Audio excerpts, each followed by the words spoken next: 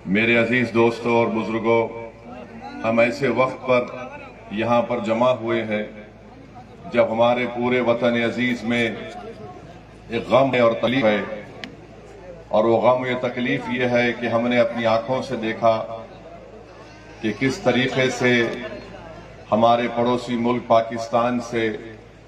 आतंकवादी घुसकर आते हैं और पहलगाम में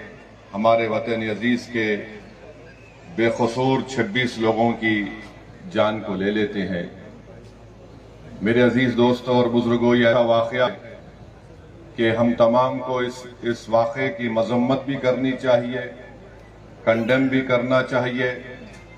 और हमको अपने सियासी इख्तलाफात से उठकर, क्योंकि ये मसला कोई सियासी पार्टी का नहीं है, राजनीति का मसला नहीं है, ये मसला हमारे देश के नागरिकों का है जिनको पाकिस्तान से आए हुए आतंकवादियों ने बेदर्दी के साथ उनका कत्ल किया। आप खुद सोचिए थोड़ी देर के लिए, अपने दिलो दिमाग पर जोर डालकर कि आपकी एक बेटी है, आपकी एक बहन है जिसकी 6 दिन पहले शादी हुई थी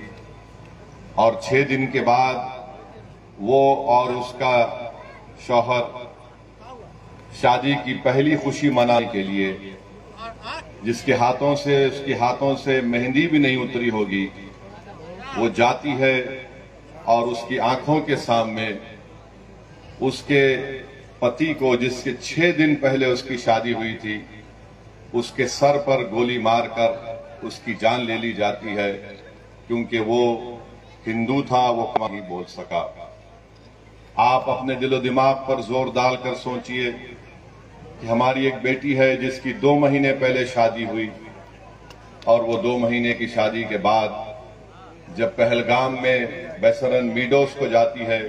तो वहां पर भी उसके आंखों के सामने उसकी पति को उसके सर पर गोली मार दी जाती है। और वो बेवा हमारी बेटी ये कहती है कि जब मेरे पति को गोली मारी गई तो मैं उसके चेहरे को भी नहीं देख सकी बराबर। तो मेरे अजीज दोस्तों और बुजुर्गों, हम तमाम को इस दहशतगर्दी आतंकवादी की मजम्मत करना है और याद रखिए कि 19वीं सदी के आगाज पर 2 मुल्क मजहब के नाम पर बनाए गए थे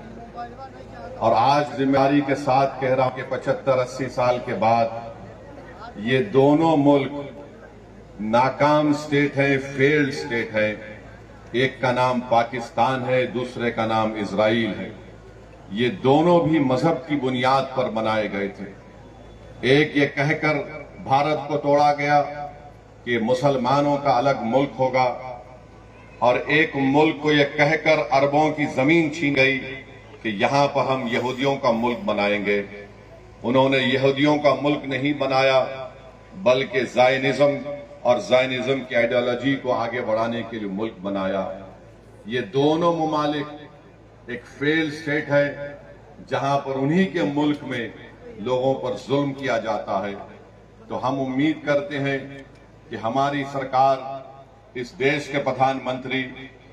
ये जो आतंकवादी हमला हुआ है, बुज़दिलाना हमला हुआ है,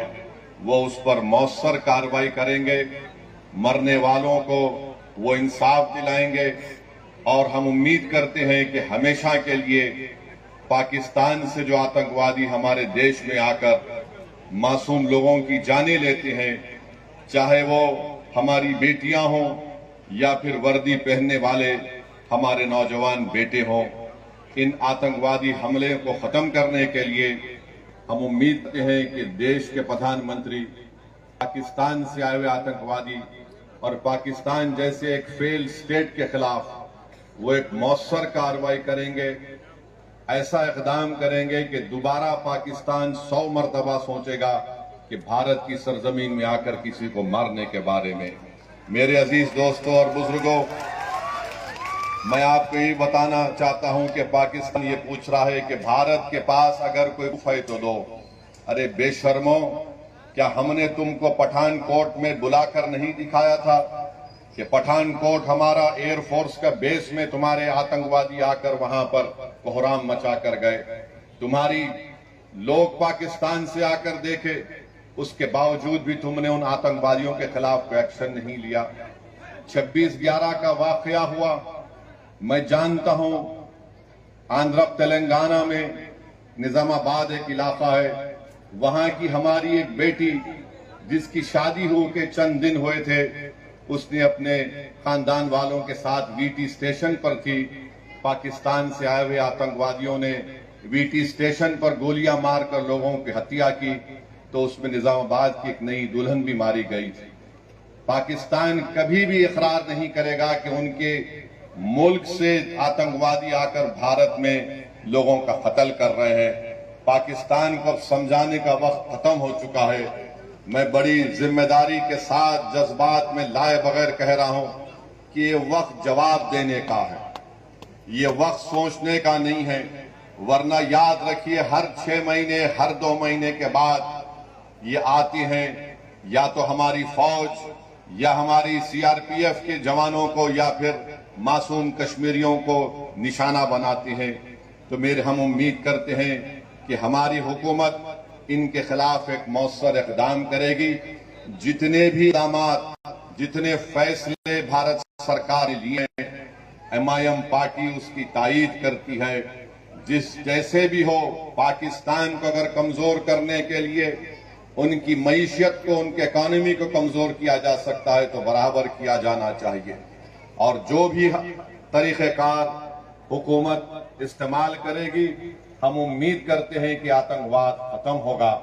یہ دیش کا مسئلہ ہے، یہ کوئی سیاسی مسئلہ نہیں ہے، اور لوگوں کو بھی اس پر راجنیتی کرنے کی کوئی ضرورت نہیں ہے۔ اور جو لوگ نفرت اور زہر پھیلا رہے ہیں، یاد رکھو تم LET اور پاکستان کے چہروں پر مسکراہٹ لے کر آ رہے ہو۔ ہم یہ چاہتے ہیں کہ ان ظالموں کے چہروں سے مسکراہٹ ختم ہو جائے۔ ہم یہ چاہتے ہیں کہ جو لوگ ہمارے پڑوس ملک میں بیٹھ کر ہمارے بچیوں کو ہم بیوہ ہوتے دیکھ رہے ہیں، ہم یہ چاہتے ہیں کہ ان کی آنکھ میں آنسو آئیں، وہ روئیں، اپنی قسمت پر روئیں۔ اور آج یہ وقت ہے کہ بھارت کو ایک متحدہ طور پر ایسے لوگوں کے خلاف پیغام دینا ہے۔